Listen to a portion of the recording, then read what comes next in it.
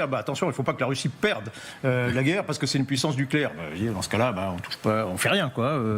Donc les puissances nucléaires peuvent tout faire, quoi, en réalité. Regardez la démonstration que les Russes ont menée, c'était à Dnipro. Vous y faisiez allusion tout à l'heure, Xavier. Alors, il a été tiré une fois, mais expliquez-nous bien. Le missile Oreshnik, en l'occurrence, était tiré sans charge nucléaire et d'ailleurs avec une charge sans aucune charge. Donc c'est simplement là, on a tiré le vecteur. Mais ça va tellement vite de toute façon que la vitesse avec la puissance cinétique, ça peut provoquer des grosses destructions. Mais la particularité, c'est que c'est effectivement le premier missile à vocation nucléaire, il fait pour porter charge nucléaire, qui a été utilisé conventionnellement.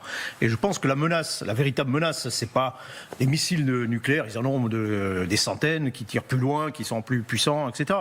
Mais la vraie menace pour les Européens, c'est de dire, si il était utilisé conventionnellement sur une ville française, par exemple. Et là, on ne peut pas l'arrêter, pour l'instant. On pourra peut-être dans quelques temps avec nos nouveaux missiles. Pour l'instant, on ne peut pas l'arrêter.